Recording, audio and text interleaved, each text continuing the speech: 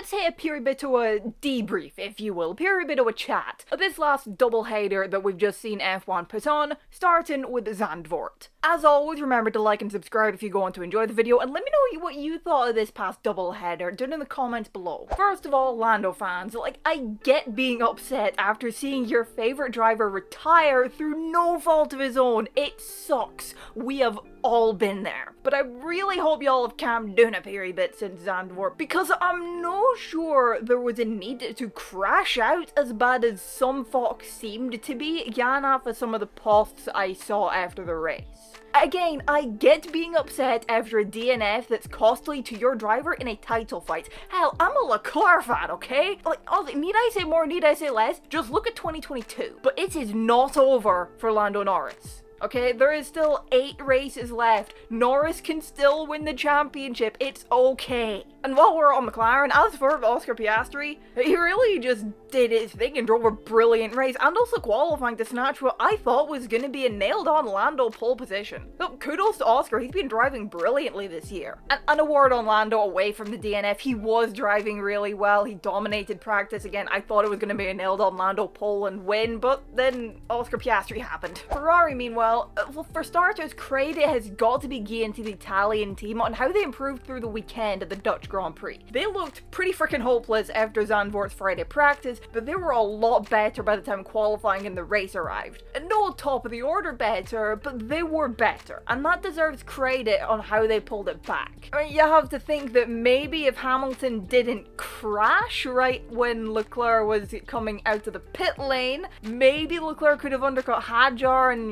fought for what could have been a podium, but by the by, that's just what if stuff. And of course it didn't come out too much, but shit happens, as they say. It's not normal to see an incident like what happened to Hamilton happening though. He is having a hell of a season, and not in a good way. And as for Leclerc's race, shit happens on the way it ended. But holy hell, those passes on Russell. Both on lap 1 out to turn 3, and then later in the race at turn 11 and 12. Was the latter move the cleanest we've ever seen? Well, no, it was not. But holy shit, that has got to be a candidate for overtake of the season. I'm glad that the subsequent investigation didn't end in a penalty for Leclerc. The investigation that led to a penalty for Sainz, however, was complete bullshit. What do you mean this was Carlos Sainz's fault? It wasn't.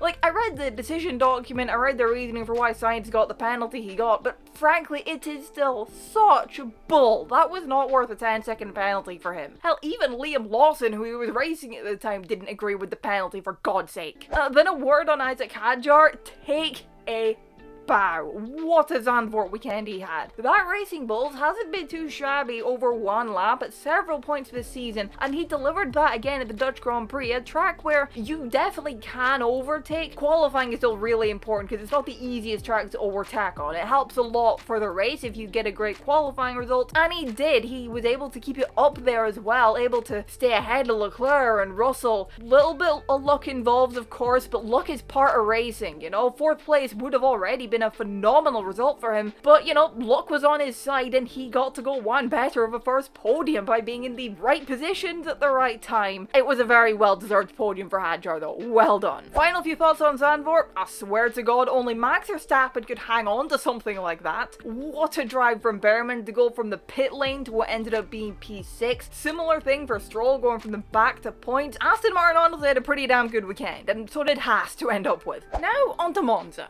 For starters, this is a thing of absolute beauty. This tribute livery for 50 years for Niki Lauda's 1975 title win with the team, which, by the way, what a way to win your first title for Ferrari at Monza in front of the adoring Tifosi. This is how you do a special livery. It has got to be one of, if not the best special livery we have seen this team do the last few years. I love the Vegas 23 livery to death. That one is also a pure beauty, but this is stunning.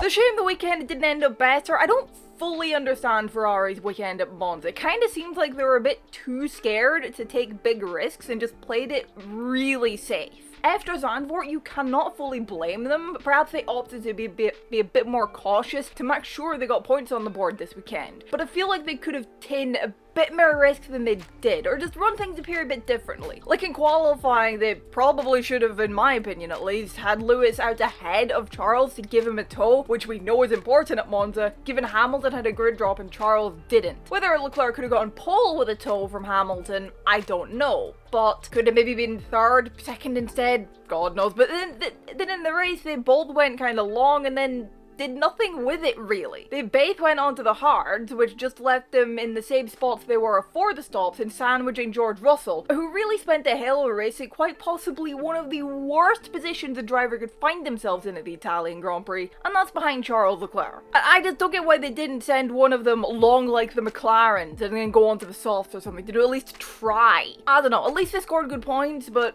it was a bit of a cautious event from Ferrari. As for McLaren, I don't get the choice to swap him after Norris' slow stop. Like, it keeps things fair in terms of, oh, he was ahead before and he'd been assured he'd still be ahead after, they'd both stopped, yada yada yada, but it was not Oscar's fault that Norris had a slow stop. It was the team's. And he shouldn't have been asked to give the place back to him for something that wasn't his fault. Yeah, it'd suck for Norris if they didn't swap back, but at the end of the day, shit happens, and life ain't always fair. IndyCar driver Scott McLaughlin reasoned out quite nicely, but yeah, I do not understand this choice for McLaren. There's trying to keep things fair between your 12 drivers fighting for the championship, but then there's just trying too hard. It borders on what the fuck are you doing stupidity. And it also risks setting a bit of a precedent for them for the rest of the season. What if this happens again and say Piastri's the one on the losing end and they don't swap back to keep it fair or whatever? Or what if, you know, it was only for second and third, only 3-point swing, it's not so much of a difference, but or what else? What if next time something like this happens, the position they're in is for the win?